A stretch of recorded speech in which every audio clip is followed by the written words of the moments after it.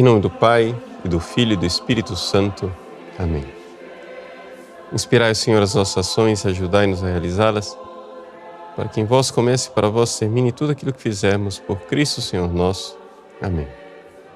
Santa Maria, Mãe de Deus, rogai por nós. Em nome do Pai, do Filho e do Espírito Santo. Amém. Muito bem, alegria estarmos juntos nesse dia de Nossa Senhora de Fátima. Essa nossa transmissão hoje irá tratar da mensagem de Fátima, mas de uma forma diferente daquela que nós costumamos tratar. Nós geralmente falamos da mensagem de Fátima de uma forma direta. Nós iremos refletir sobre a mensagem de Fátima de uma forma diferente. Nós vamos refletir sobre a vida de um rapaz chamado Carlo Acutis, um menino italiano que viveu o caminho de santificação que é proposto pela mensagem de Fátima. Ele era grande devoto da mensagem de Fátima e é interessante, Deus já vinha preparando ele para viver a mensagem de Fátima mesmo antes dele conhecer essa mensagem. O Carlo, que morreu muito jovem, com 15 anos de idade, em 2006, pôde visitar Fátima pessoalmente. E é tal ligação de Carlo com a mensagem de Fátima que você hoje, indo como peregrino a Fátima, vai poder encontrar lá na mostra uma vitrine onde se encontra lá uma mochila, né?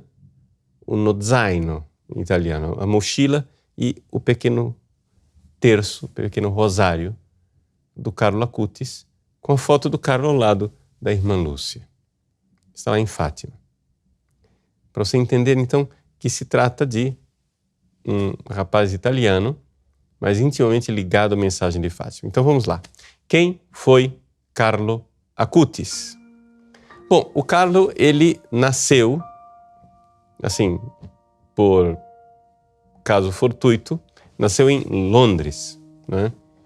Por quê? Porque os pais estavam em Londres por causa de trabalho. O pai de Carlo, o André, né? Andrea em italiano, Andrea Acutis, estava em Londres. Ele trabalha no sistema financeiro e ali nasceu o pequeno Carlo, né?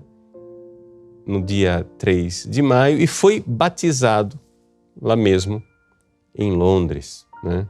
No dia 18. E recebeu o nome de Carlo. Logo depois a família voltou para a sua Itália de origem e Carlo então foi criado em Milão. Carlo foi criado numa família, digamos assim, economicamente de nível superior, né? Nasceu numa família onde não lhe faltava nada. E só que, embora uma família, digamos assim, dotada materialmente, um pouco pobre espiritualmente. A própria mãe do Carlo, a senhora Antônia, disse que ela, infelizmente, não tinha uma vida católica na prática religiosa, né? Ou seja, ela dá testemunha dizendo assim, que ela tinha ido à igreja no dia da primeira comunhão, da crisma e do casamento, e não mais do que isso. Portanto, ela não tinha prática religiosa. O marido vinha de uma família com um pouquinho mais de prática religiosa, mas mesmo assim afastado, né, da igreja. E nesses pais católicos mais afastados da igreja, nesse ambiente foi que nasceu e foi criado o Carlo. Mas a providência divina mandou uma babá, não é? Uma babá polonesa chamada Beata, né? Então a babá Beata, Beata é o nome dela, tá? A babá começou a ensinar Carlos as coisas de Deus. E logo, muito cedo, com 3 anos e meio, 4 anos de idade, o Carlos começou a demonstrar um interesse enorme pelas coisas de Deus. Assim, mostrando essas vocações mesmo, assim, sobrenaturais, né? Essas eleições. Quando a pessoa realmente é escolhida por Deus para uma missão, muitas vezes, desde cedo, se mostra a grande diferença de sensibilidade. Parece que a pessoa nasce já, né, antenada com a realidade do sobrenatural. E o Carlos, então, fazia perguntas sobre Deus. E a mãe não sabia responder. E então a mãe foi procurar um sacerdote em Bolonha. O sacerdote em Bolonha disse a ela: olha, estude a senhora. E ela se pôs a estudar, e foi exatamente isso que trouxe, né, a senhora Antônia de volta para a prática católica e a vivência da fé católica. Ela mesma diz que Carlo, num certo sentido, para ela, foi um, aspas, salvador. Porque trouxe ela de volta para a igreja. Né? Trouxe ela para a prática da igreja. Foi então que, com este ambiente de uma babá muito devota, católica, uma mãe que estava buscando a fé, que o Carlo cresceu, né? E logo, desde cedo, manifestou dois grandes pilares da sua espiritualidade: a Eucaristia e Nossa Senhora. Nossa Senhora, o Carlo foi visitar por devoção da família, por parte dos avós, foi visitar o santuário de Nossa Senhora do Rosário em Pompei, na Itália, né, perto de Nápoles. E nós temos, inclusive, o quadro, esse quadro aqui atrás, que vocês veem só um pedacinho debaixo do quadro, é o quadro de Nossa Senhora do Rosário de Pompeia. Carlos quis desde cedo se consagrar a Nossa Senhora. E repetiu durante a sua vida muitas vezes a consagração a Nossa Senhora. Não é? E aí, não somente a consagração a Nossa Senhora, não é? A devoção enorme de rezar e rezar bem o Santo Terço, o Carlos também, logo desde cedo, manifestou a vontade de receber a Santa Comunhão. Mas era muito novo, era cedo para aquilo que era a idade das crianças na catequese. Mas com 7 anos de idade, o menino tanto insiste que convence os pais. Os pais se apresentam a Dom Scalemacchi, que foi secretário de Paulo VI, e Dom Macchi vê a maturidade da fé daquele menino, que ele não está querendo comungar por um capricho, e então permite que ele receba a primeira comunhão, colocando a condição de que ele receba a primeira comunhão, porém num lugar um pouco mais, digamos assim, isolado, um pouco mais recolhido. E então os pais escolhem fazer a primeira comunhão num mosteiro, né, feminino, e então ali o Carlos recebeu a sua primeira comunhão. Dali para frente, né, foram passos de gigante. Porque aquele menino começou a desenvolver uma fé eucarística, a realidade de Jesus na Eucaristia, que foi realmente algo de espantoso. Ele começou a insistir em ir à missa, né, todos os dias, o mais frequente possível. Às vezes os pais podiam levá-lo, às vezes não podiam levá-lo. E então aconteceu algo interessante. Quando os pais não podiam levar, né, havia um empregado na casa, um rapaz que tinha nascido na Índia, de religião hindu, né? O nome dele era Hajit. Rajesh, desculpe. Ele era brahmane de casta sacerdotal superior, hindu, e trabalhava lá na casa dos Akutis. Dormia, né? Trabalhava e dormia, era hospedado. E um pouco era o companheiro também das brincadeiras do Carlo, etc. E então, este indiano pôde então acompanhar o Carlos à missa. E o Carlos, no caminho, lá com seus 7, 8, 9 anos de idade, falava tanto da Eucaristia, falava tanto de Jesus, falava tanto da verdade do Cristo vivo na Eucaristia, que o indiano pediu para se batizar, para poder comungar. Foi a primeira conversão, digamos assim, do Carlos, que depois foi envolvendo os seus primos, os seus amiguinhos, etc., etc., para que todos fossem fazer a primeira comunhão, se confessassem, comungassem, etc. A realidade da Eucaristia. É interessante aqui, já que nós estamos fazendo um paralelo com Fátima, entendermos que as aparições de Nossa Senhora foram precedidas pelas aparições do anjo, que ensinou aos pastorinhos de Fátima duas coisas: a comungar e fazer a adoração a Jesus no Santíssimo Sacramento. Essa realidade eucarística e a fé, né, que o Carlo manifestava na fé da igreja, na Eucaristia, era uma coisa não somente certa, mas profunda. Né? O primeiro biógrafo do Carlo, Nicola Gori, que escreveu esse livro, Eucaristia, la mia autostrada per il cielo, que é uma frase do próprio Carlo Acutis, né? A Eucaristia é a minha autoestrada para o céu. O Nicola Gori, no livro, fala de um diálogo dele com o Carlo, em que ele pergunta ao Carlo: mas Jesus está na Eucaristia só simbolicamente? E o Carlo reage: não só simbolicamente. Está lá substancialmente.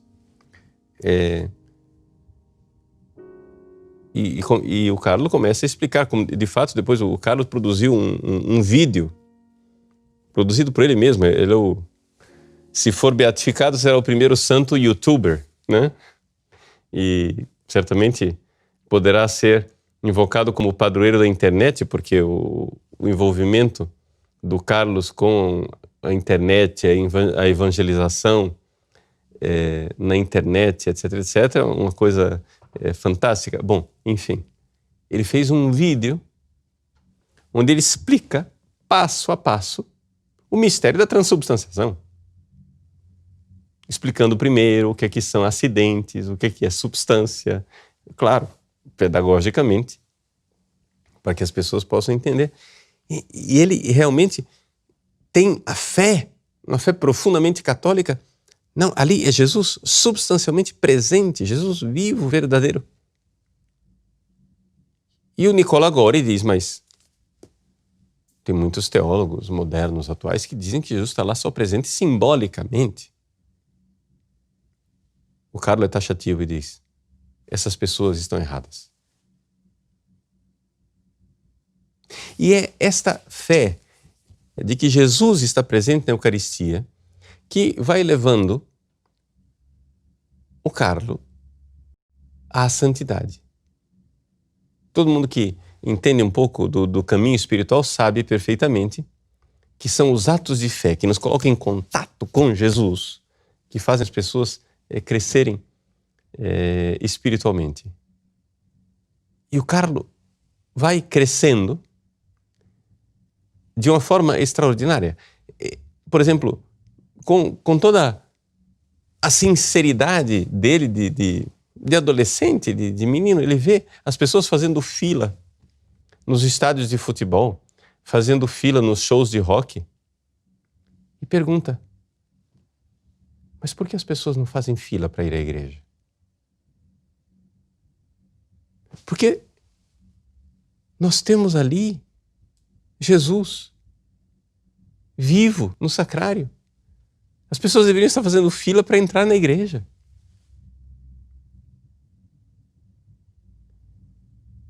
E essa fé assim tão sincera, tão tranquila, tão espontânea, deixou o pai dele, André, um pouco boquiaberto. Por quê? Porque o pai ofereceu a ele: Carlo, vai haver uma peregrinação para Jerusalém, e então são padres amigos nossos que vão para Jerusalém, eu gostaria de colocar você nessa peregrinação.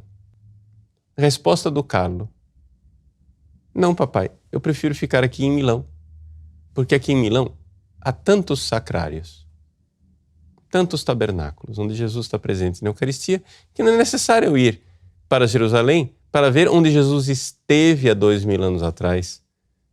Eu quero estar onde Jesus está hoje, vivo. E renuncia à viagem e fica em Milão durante o verão para estar no sacrário. E alguém poderia dizer assim: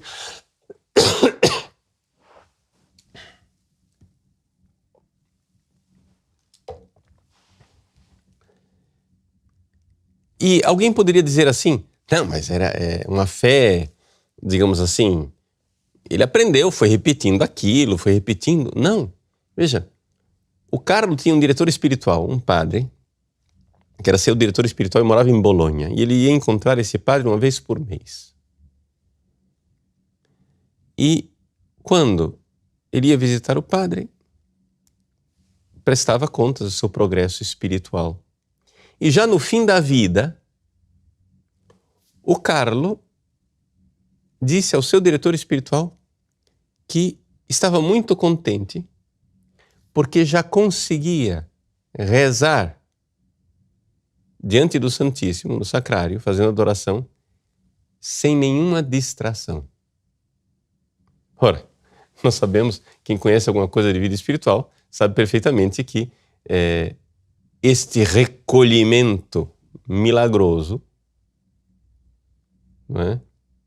Infuso, é uma realidade típica de quem já superou os graus iniciais, né?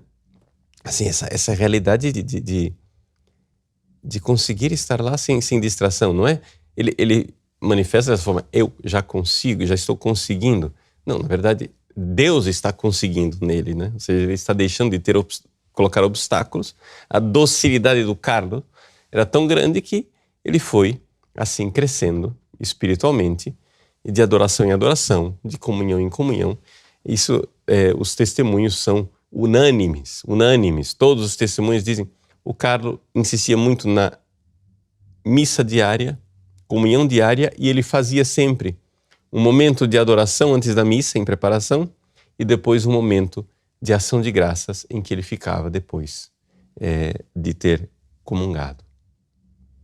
E essa, digamos assim, essa primeira coluna da vida espiritual do Carlo, que nos faz recordar tanto, né, o São Francisco Marto, né, que gostava de adorar o Jesus escondido, né, de estar com Jesus. E a gente vê o quanto a espiritualidade do Carlo Acutis é cristocêntrica, uma realidade assim tremenda, e exatamente porque cristocêntrica, também mariana. Uma espiritualidade voltada para Nossa Senhora. Por quê? Porque uma das realidades da mensagem de Fátima, quando Nossa Senhora aparece para ensinar que nós devemos fazer os 5 primeiros sábados e todos os meses, o que é que Nossa Senhora ensina? Ensina a confessar, comungar bem, né? Já falaremos da confissão na vida do Carlos, mas ensina também a oração íntima. Isso é uma coisa que pouca gente se dá conta na mensagem de Fátima. Nossa Senhora pede para rezar o terço, mas depois ficar pelo menos 15 minutos meditando os mistérios. O que é isso? É oração mental, é oração íntima. É oração contemplativa.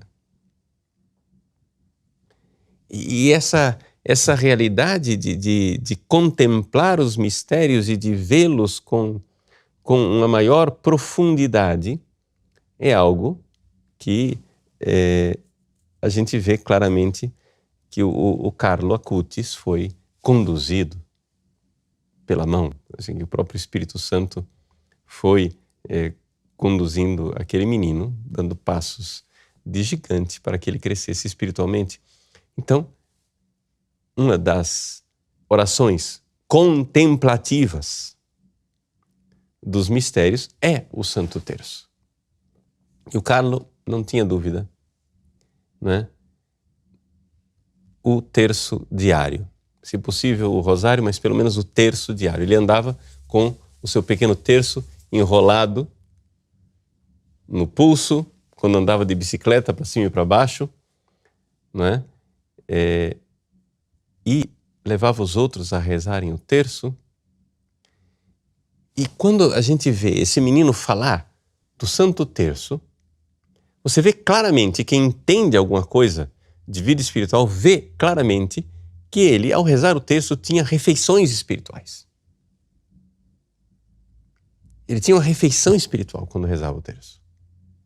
Não era simplesmente uma devoção, porque Nossa Senhora pediu, então deixa eu me livrar do terço. Você vê claramente que ele conseguia realmente estar na presença de Nossa Senhora. E como Nossa Senhora guardou a pureza dele. O Carlo, antes de morrer, disse com toda clareza para os pais: La Madonna, Nossa Senhora, foi a única mulher da minha vida.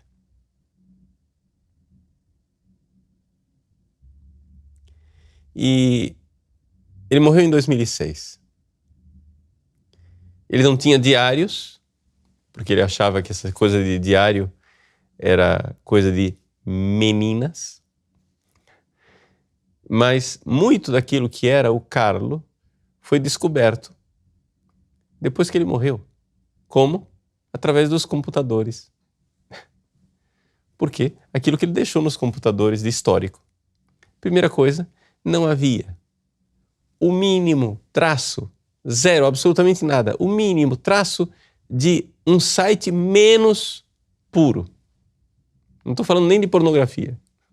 Um site escandaloso, nada, zero. Pureza total.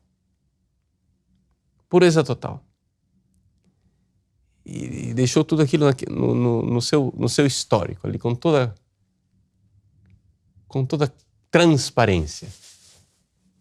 E as suas meditações, suas coisas, o que ele fazia, o que ele escrevia, etc e tal, mas sempre voltado para o apostolado, sempre voltado para a internet. E é interessante que em 2006, a internet rápida, tal qual nós a conhecemos, estava iniciando.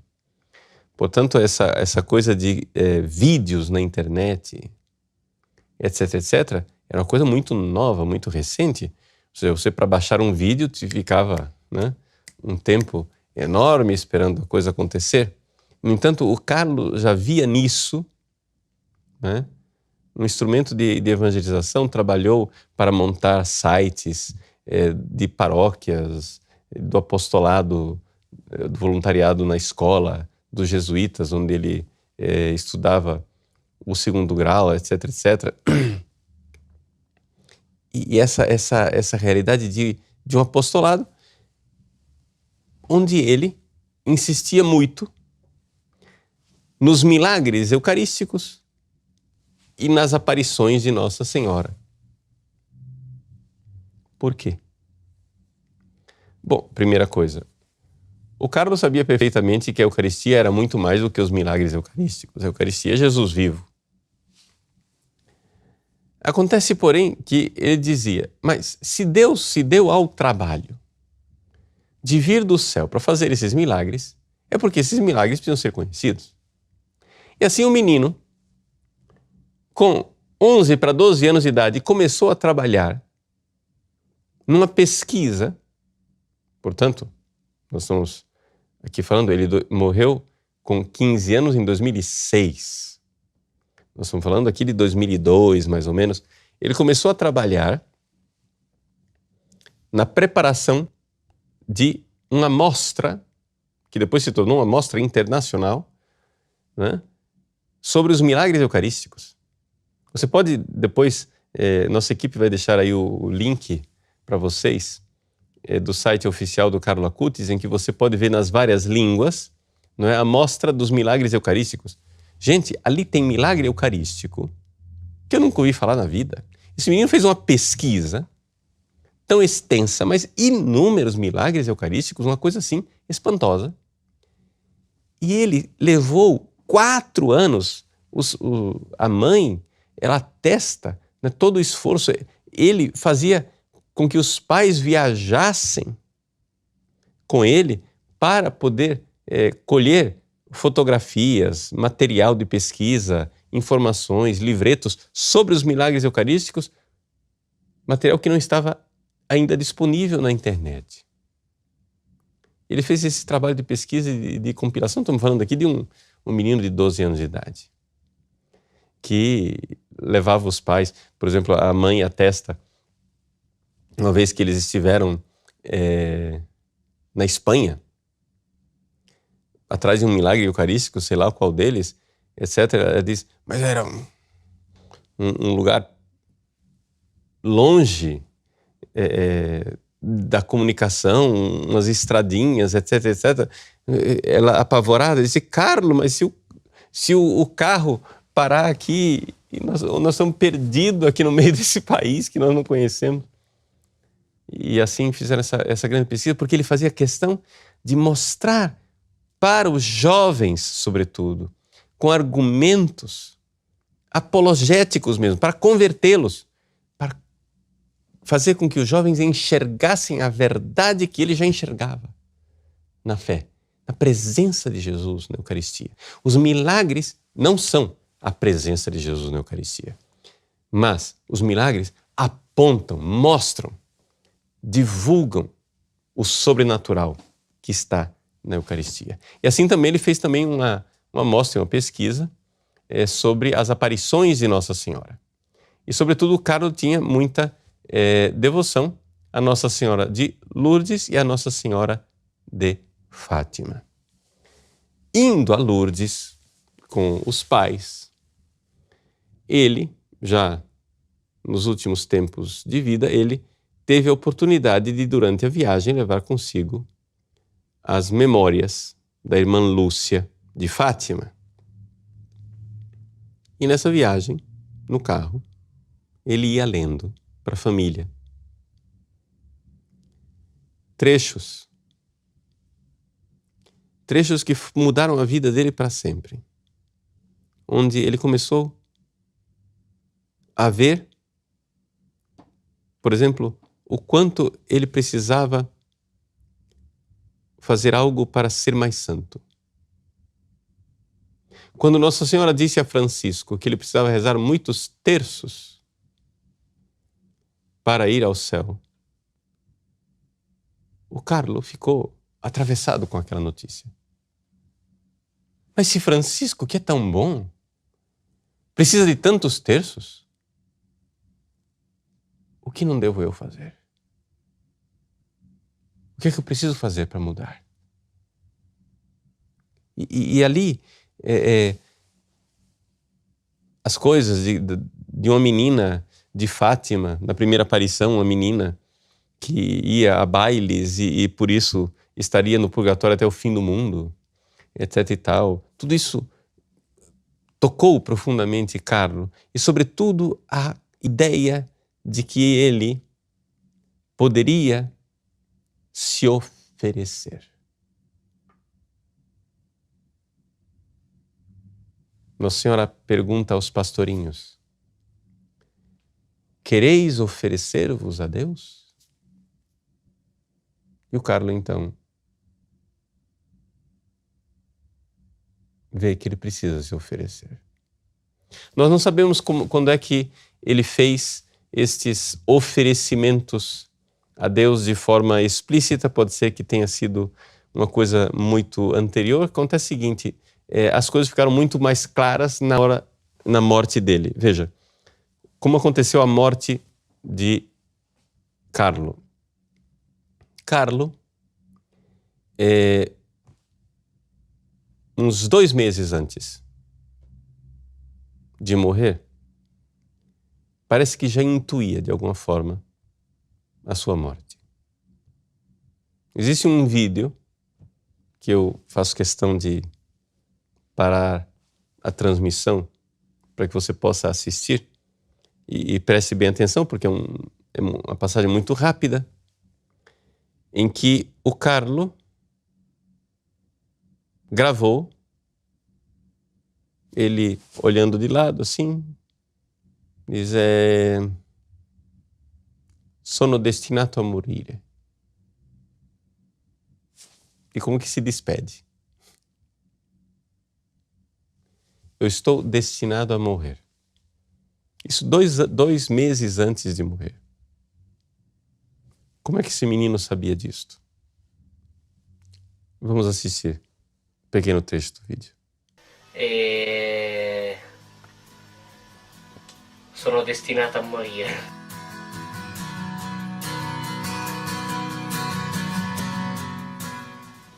Sono destinato a morire.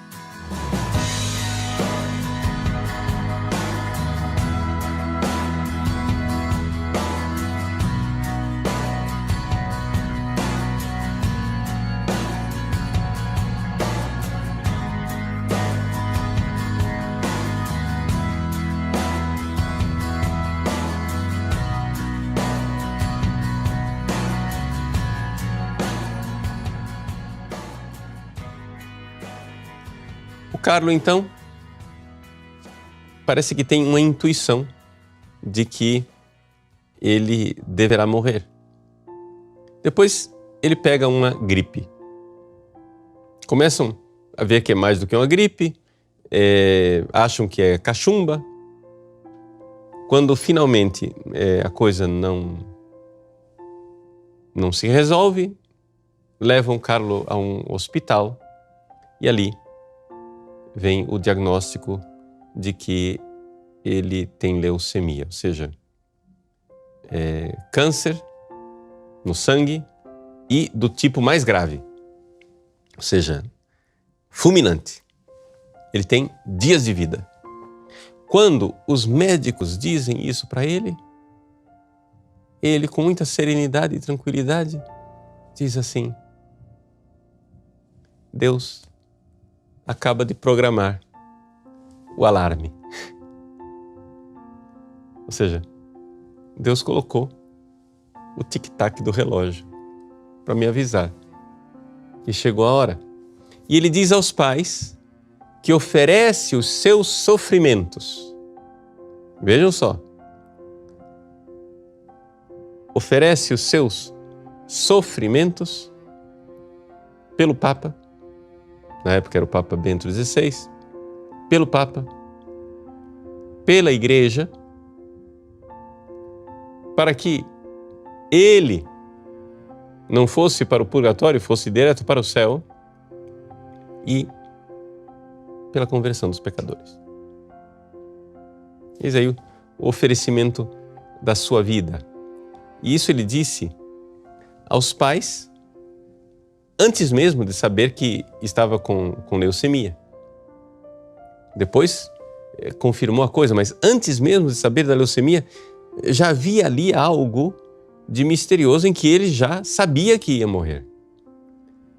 Porque antes de ser internado, antes do diagnóstico de leucemia, ele já dizia: estou oferecendo os meus sofrimentos. Quando ele entrou no hospital de Monza, onde ele faleceu,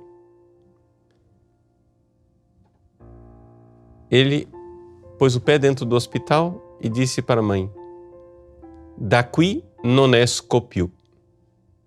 Daqui eu não saio mais. Ou seja, o menino sabia que ia morrer. Não tem como dizer que não sabia. E ele então viveu de forma extraordinária aqueles 3, 4 dias em que foi o diagnóstico e a sua morte de um câncer fulminante. Sofreu muito. Todas as vezes que os enfermeiros iam lá, as enfermeiras, como você está? Estou bem. Estou bem. Mas como você está bem? Você imagina?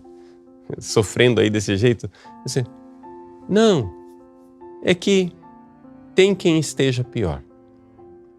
E durante a noite, quando os enfermeiros iam lá, etc e tal, ele pedia para fazer silêncio para não acordar mamãe, porque ela está tão cansada. Sofreu tremendamente com uma espécie de capacete que colocaram na cabeça dele, etc, etc. Não reclamava absolutamente nada e finalmente pediu a unção dos enfermos. Né? Recebeu a unção dos enfermos com plena consciência de que estava entregando a sua vida a Deus. Meses antes de morrer, bem antes de morrer, ele tinha perguntado para a mãe: mamãe, a senhora acha que eu devo ser sacerdote?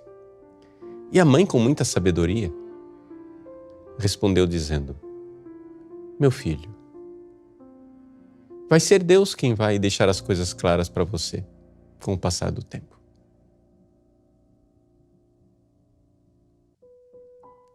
Hoje, o Carlo é sacerdote no céu. Não tenho dúvida. Porque não é sacerdote ministerial, mas é sacerdote porque sacerdote é aquele que oferece. Vítima é aquele que é oferecido. E esse é o sacerdócio cristão. Jesus, junto com Cristo, se oferece pelas mãos da Virgem Maria. Né?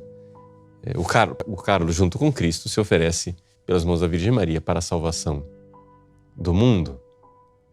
Então, essa é impressionante que logo desde o início, o Carlo, como um magnetismo espiritual, começa a atrair as pessoas.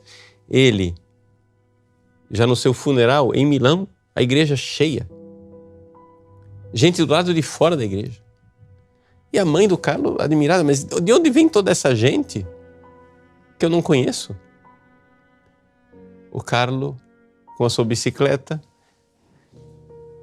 visitava um pouco os condomínios, os prédios que geralmente tinham porteiros que não eram católicos, não eram cristãos, porque eram, como os italianos dizem, extracomunitários, ou seja, estrangeiros que trabalhavam. E ele falava com um que era hindu, com outro que era budista, com outro que era muçulmano, etc, etc. E tentava trazê-los para a fé, mas a todos ajudava os pobres. Junto com o seu amigo hindu, o Carlo saía à noite para pegar um pouco do seu jantar, dar para os pobres, levar uma bebida quente. Um dia a mãe quis comprar para ele um outro par de sapatos. O Carlo disse: não. Você só tem esse par de sapatos? Disse: mas e os pobres que não têm nada? Veja, era uma família rica. E ele não queria um segundo par de sapatos. Mas um belo dia ele sai de casa, encontra um mendigo sem sapatos, no frio, deixa o sapato dele e volta para casa descalço. Esse era o tipo do amor de Cristo, né? Que ele aprendeu na Eucaristia, aprendeu sendo gerado pela Virgem Maria, no Santo Rosário, que foi fazendo de Carlo o grande santo que ele se tornou. Então, na vida de Carlo, nós vemos claramente a mensagem de Fátima naquilo que são as suas colunas principais. A Eucaristia, o Santo Terço a oração meditativa e a adoração à Eucaristia, o oferecimento de sacrifícios, né? Pequenos sacrifícios como deixar de passar marmelada no pão, né? Ou de comer uma coisa saborosa, etc. Ou grandes sacrifícios como oferecer a sua doença, né? Tudo isso o Carlo viveu de forma extraordinária. E sacrifícios e orações pela conversão dos pecadores, pela Igreja, pelo Papa. Então, sem dúvida nenhuma, é alguém que viveu, digamos, a 90 anos de distância das aparições de Fátima, viveu plenamente a mensagem de Fátima, e nesse dia 13 de maio, com grande alegria, nos recordamos da mensagem de Nossa Senhora e desse fruto muito concreto que foi o Carlo Acutis. Agora, nós esperamos a sua beatificação. Tem grandes esperanças, por quê? Porque já foi declarado venerável, ou seja, foram reconhecidas as suas virtudes heróicas. Com a conclusão dessa fase do processo, foi exumado o seu corpo, ou seja, o corpo foi desenterrado. O Carlo tinha manifestado o desejo de ser enterrado em Assis, ou seja, a terra de São Francisco. Ele não morava em Assis, ele não morreu em Assis. Mas a família tinha uma casa em Assis, e as pessoas que têm propriedade em Assis têm o direito de um lugar no cemitério de Assis. Então, quando a mãe ficou sabendo disso, ela disse para o Carlo: olha só, nós temos direito de um lugar no cemitério de Assis. Você gostaria de ser enterrado em Assis? Isso muito antes de nem imaginar que o Carlo iria morrer tão cedo. Ele disse: olha, mãe, eu gostaria muitíssimo. E ele então foi enterrado em Assis. Quando foram fazer agora, não é, o reconhecimento do corpo, não é nenhuma declaração oficial da Igreja, mas dizem as pessoas que estavam presentes, e há várias testemunhas confirmando a mesma coisa, de que quando foi exumado, agora em abril, o corpo do Carlo Acutis, o corpo foi encontrado intacto, ou seja, incorrupto. 13 anos depois da morte, né, o corpo do Carlo está lá intacto. O corpo, então, foi trasladado, né, para uma igreja de Assis, a igreja onde se recorda aquele gesto de São Francisco de ter tirado suas roupas e entregue nas mãos do Pai para abraçar a pobreza. É nessa igreja, lá em Assis, que estão os restos mortais do Carlo Acutis, aguardando a decisão da igreja, o juízo definitivo da igreja de sua beatificação. Já existem alguns milagres atribuídos à intercessão do Carlo, milagres prodigiosos, sobretudo muitos milagres de conversão, mas o milagre que foi apresentado para a beatificação, mais uma vez, para nossa imensa alegria, está ligado ao Brasil, né? Como ainda é uma fase bastante delicada, porque tem todo o processo canônico do milagre ser aprovado ou não aprovado, a única coisa que eu gostaria de comentar sobre esse milagre é que o milagre aconteceu aqui no Brasil, em Campo Grande, Mato Grosso do Sul. O padre Marcelo Tenório foi instrumento de Deus para que o milagre acontecesse, porque ele atendeu o rapaz que recebeu a cura milagrosa, dando a ele um pequeno folheto do Carlo Acutis, e com isso aconteceu o o milagre. Mas depois saberemos, mais tarde, quando a igreja aprovar o milagre, etc. e tal, saberemos mais detalhes, etc. etc. que eu não gostaria aqui de me antecipar ao julgamento da igreja. Só quero desde já fazer conhecer esta vida extraordinária, a vida deste venerável Carlo Acutis, que com 15 anos de idade, vivendo a mensagem de Fátima, essa maravilhosa engenharia da santidade, né, foi se tornando cada vez mais santo, capaz de atos de caridade, de esquecimento de si, né, numa vida fantasticamente normal e ordinária e, ao mesmo tempo, né, fantasticamente extraordinária e sobrenatural por causa do grande amor, da grande doação e generosidade que se manifestou na sua vida. Ou seja, ali se vê claramente, o Carlo é um exemplo enorme da doutrina que a igreja sempre pregou, né? Ou seja, a santidade não é um pelagianismo, não é um esforço humano, mas é uma graça divina e se vê claramente dentro da vida do Carlo como uma graça divina através da Eucaristia, de Nossa Senhora, do crescimento na vida de oração, né? No crescimento da fé da igreja, da defesa da fé da igreja, na apologia, etc. e tal. Ele foi crescendo e foi frutificando cada vez mais, né, nesses atos de amor, amor aos pais, amor à igreja, amor ao Papa, amor aos colegas, como ele se doava aos colegas, se preocupava com cada um, queria convertê-los, ajudava a fazer os trabalhos de casa, coisas assim fantásticas que até hoje, né, passados 13 anos, aqueles colegas que já são agora mais adultos recordam o Carlo como sendo uma presença luminosa,